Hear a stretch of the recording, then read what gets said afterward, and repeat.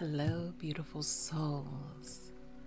Whether you're new here or part of this growing community of healing, growth, and truth, I'm so glad you're here.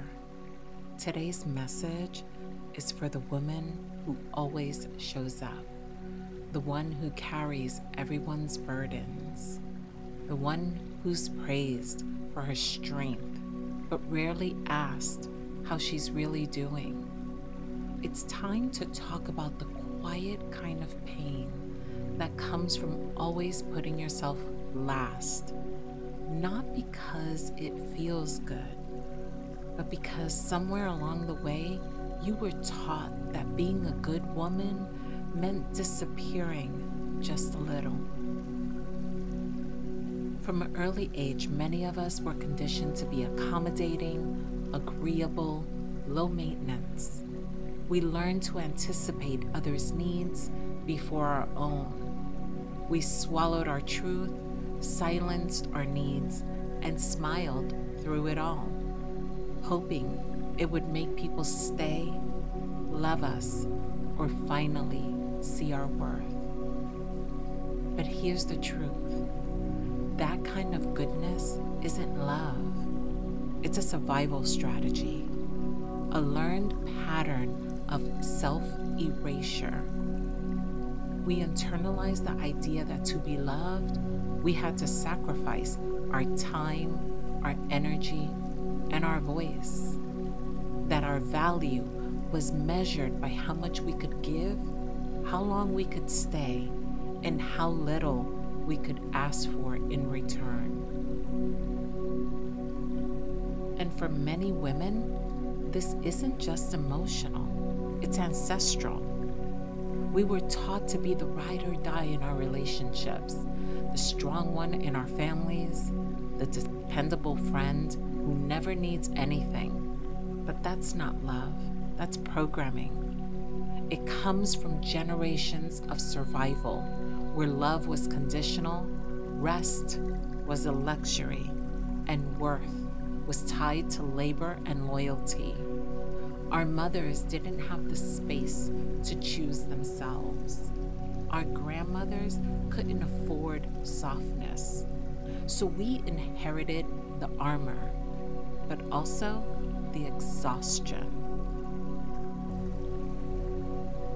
This conditioning isn't just about romance. It touches every part of our lives.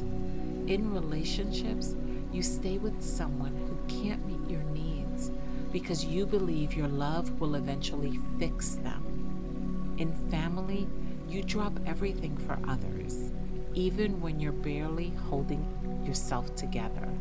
In friendship, you pour and pour, but no one asks if your cup is empty.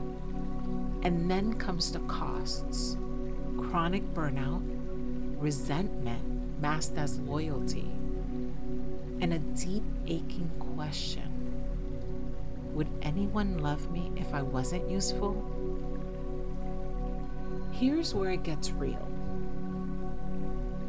When someone shows you they can't hold your truth and you stay, when you keep giving to someone who never gives back,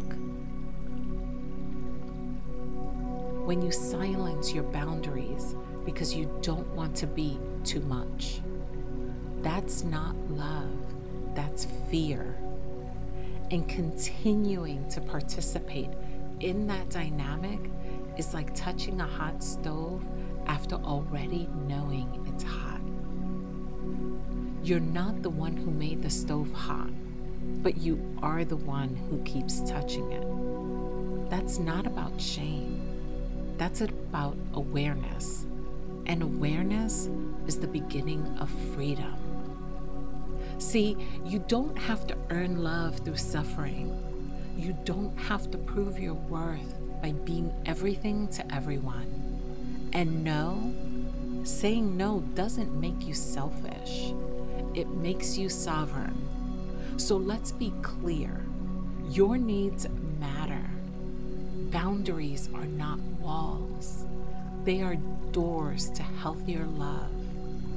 And real compassion includes you. When you lead with self-respect, you stop contorting yourself to be lovable. You trust that the right people will honor your boundaries, not out of guilt, but because they genuinely care. So let's talk about reclaiming in all of our relationships. In romantic relationships, ask yourself, is this reciprocal? Do I feel emotionally safe here? You are not responsible for someone else's healing. In family dynamics, you can love your people and still say, I can't carry this right now. And in friendships, pay attention to who checks on you. Friendship is not a one-sided support system. See, healing starts with honesty.